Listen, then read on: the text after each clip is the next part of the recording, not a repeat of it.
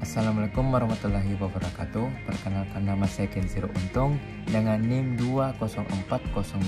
20402115030. Saya dari kelas A01, mata kuliah pengantar arsitektur kota. Saya dari jurusan Teknik Prodi Arsitektur. Saya dari Universitas Negeri Makassar atau UNM. Pada video kali ini saya akan mempresentasikan UTS Pengantar Arsitektur Kota dengan bertema studi kasus masalah parkir pedestrian atau sirkulasi di sekitar bangunan yang memiliki peran dalam citra Kota Makassar. Dosen pengampu Ibu Dr. Tets Andi Abida STMT dan Pak Mu Arya Anugrah Ismajaya SArs MArs. Oke, baik, saya akan melanjutkan materi. Sebelum melanjutkan materi, saya akan memperkenalkan pembahasan terlebih dahulu. Pembahasan yang akan saya bahas, pertama, pendahuluan pentingnya pedestrian. Kedua, deskripsi bangunan dan masalah yang ditemukan. Ketiga, dampak masalah terhadap citra kota dan bangunan, dan solusi dari masalah. Baik, saya lanjut ke materi pertama. Materi pertama membahas pendahuluan pentingnya pedestrian. Sebelum mengetahui pentingnya pedestrian tersebut, kita harus mengetahui apa sih itu pedestrian. Pedestrian merupakan jalur pejalan kaki yang umumnya sejajar dengan sumbu jalan dan lebih tinggi dari permukaan perkerasan jalan atau menjamin keselamatan pejalan kaki yang bersangkutan. Jalur pedestrian saat ini berupa trotoar, pavement, sidewalk, pathway, dan plaza dan mall. Baik, saya lanjut. Prasarana dan sarana jaringan pejalan kaki atau bisa disebut pedestrian secara umum berfungsi untuk memfasilitasi pergerakan pejalan kaki dari suatu tempat ke tempat lain dengan mudah, lancar, aman, nyaman, dan mandiri. Jalur pedestrian bukan saja berfungsi sebagai tempat bergeraknya manusia atau menampung sebagian kegiatan sirkulasi manusia untuk memenuhi kebutuhan hidupnya, namun juga merupakan space, tempat beraktivitasnya manusia itu sendiri, seperti kegiatan jual beli, media interaksi sosial, pedoman visual, ataupun ciri khas suatu lingkungan kawasan. Jadi pedestrian ini sangatlah penting dalam jalur pejalan kaki yang bisa lebih mudah ke tempat lain tanpa harus melewati jalan raya. Baik, saya lanjut ke materi kedua.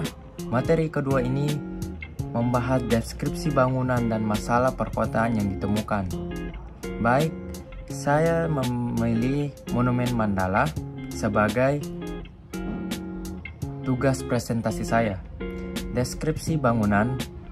Monumen Mandala terletak di Jalan Jenderal Sudirman, Kecamatan Ujung Pandang, Makassar, Sulawesi Selatan. Monumen Mandala dibangun pada 1994 dan selesai pada tanggal 19 Desember 1995 untuk mengenang jasa pahlawan dan memberikan irian barat dari tangan para penjajah sekaligus hadiah atas jasa mantan Presiden Indonesia yang kedua, yaitu Soeharto.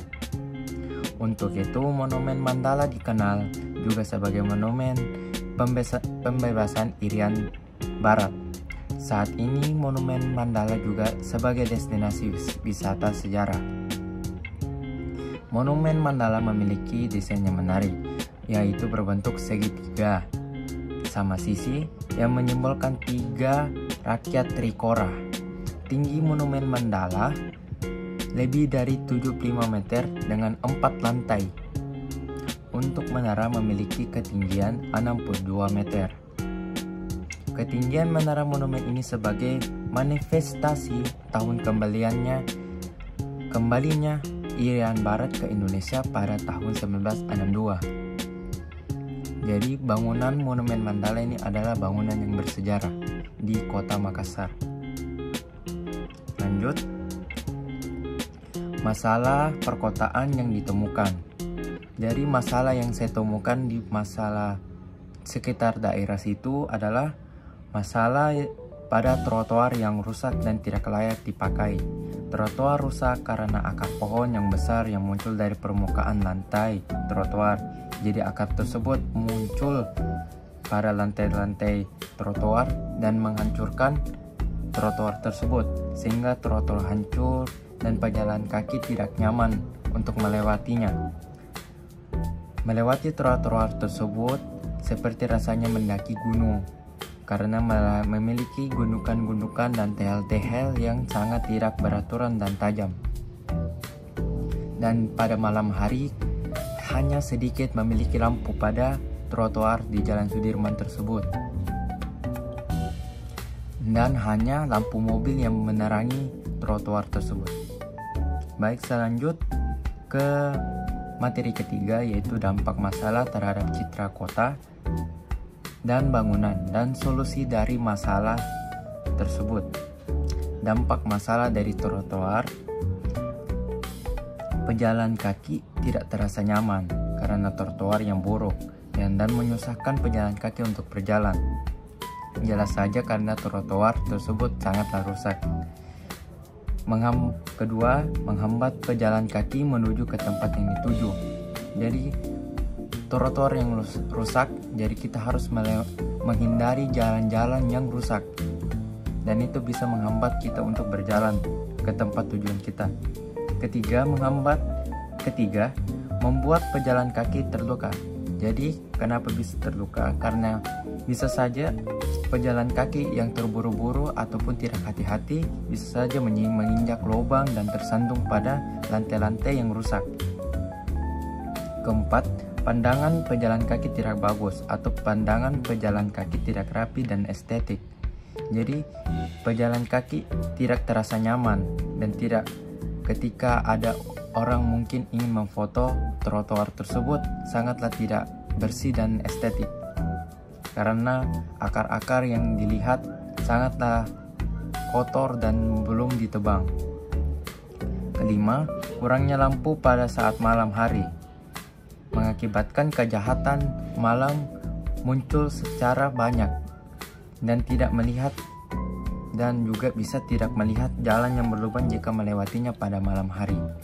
Keenam, turis atau wisatawan dari luar negeri ataupun dari dalam negeri menilai kota Makassar tersebut buruk karena trotoar adalah salah satu pedestrian yang sangat penting, peran penting pada kota. Karena akses untuk berjalan kaki yang sangat rusak dan tidak beraturan. Baik, selanjut ke solusi. Ada beberapa solusi bagi saya. Bagi pendapat saya itu pemerintah kota setempat harus melihat dan memperhatikan pejalan kaki sekitar tempat melewati. Jadi pemerintah kota setempat harus melewati dan memperhatikan akses pejalan kaki sekitar tempat tersebut agar pejalan kaki nyaman menggunakannya. Kedua, perbaikan pohon yang memiliki akar yang besar. Jadi harus ada pemangkasan akar-akar pohon. Karena akibatnya itu tekanan akar dari bawah yang sangat besar. Makanya akar-akar pohon tersebut muncul dan naik ke atas. Dan harus membuat space lebih dalam agar akar tersebut bisa ke dalam. Ketiga, ada solusinya tuh yang ketiga, pohon-pohon yang memiliki ranting besar, layu dan mudah jatuh dapat dipotong atau dikasih rapi. Jadi takutnya pohon-pohon yang memiliki ranting besar bisa mengenai kepala pejalan kaki. Jadi sebaiknya harus dikasih rapi dan dikasih potong. Keempat, perbaikan tehel yang hancur dan diganti yang baru agar tidak melukai pejalan kaki dan bisa juga menambah retakan pada trotoar. Jadi bisa mengganti tehel-tehel pada trotoar tersebut agar tidak melukai pejalan kaki yang melewati jalan trotoar tersebut. Yang kelima, jika terjadi kerusakan parah, penggantian trotoar secara menyeluruh mungkin diperlukan, dan perlunya pemangkasan akar pohon terlebih dahulu. Jadi sebelum memperbarui trotoar tersebut dengan teknik yang baru, sebaiknya memotong atau memangkas akar-akar yang muncul dari permukaan lantai. Yang keenam, menambah lampu atau penerangan agar mengurangi kejahatan di malam hari. Jadi penambahan lampu ini sangatlah penting untuk di malam hari agar mengurangi kejahatan pada malam hari. Baik, ada beberapa foto yang akan saya ingin memperlihatkan. Jadi ini ada dokumentasi pada siang hari. Jadi itulah kondisi pada siang hari, dan ini kondisi di malam hari yang sangat buruk dan tidak memiliki lampu pada malam hari. Baik, saya akan melanjutkan wawancara saya pada warga-warga sekitar. Inilah videonya. Assalamualaikum warahmatullahi wabarakatuh. Saya sedang berada di Rumah Sakit Pneumonia. Saya ingin mewawancara orang pertama dari sini dan mewawancara kedua. Baik, saya akan mulai pertanyaannya. Bagaimana pendapat Anda dengan trotoar di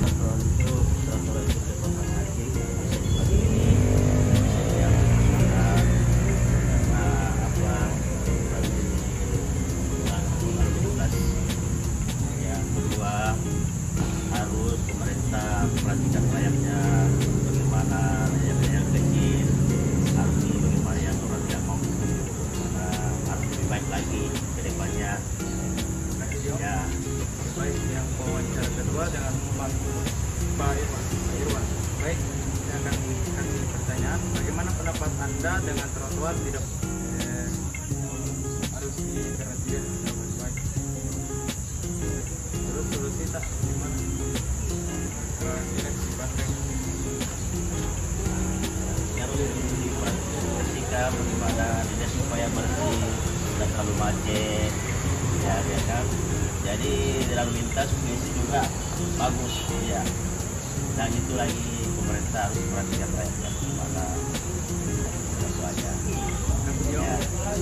Baik, setelah melihat video tersebut, saya akan memperlihatkan diagram batang masalah pedestrian. Jadi masalah pedestrian pertama itu ada satu lantai-lantai atau tehel yang merusak, itu sebanyak 85%, dan kedua itu pohon yang merusak lantai trotoar sebanyak 90%. Ketiga, kerapihan ada pada angka 45%. 4, tong sampah yang sangat sedikit pada trotoar tersebut hanya 10%, kebersihannya hanya 50%, dan 6 itu adalah lampu, ada presentasinya itu 10% karena sangat minim lampunya yang ditaruh di situ. Baik, ini adalah titik di mana masalah pedestrian yang saya ambil ada pada Jalan Jenderal Sudirman di Kota Makassar. Baik, sekian dari video saya. Jika ada kesalahan kata dan salah ucap, mohon dimaafkan. Assalamualaikum warahmatullahi wabarakatuh.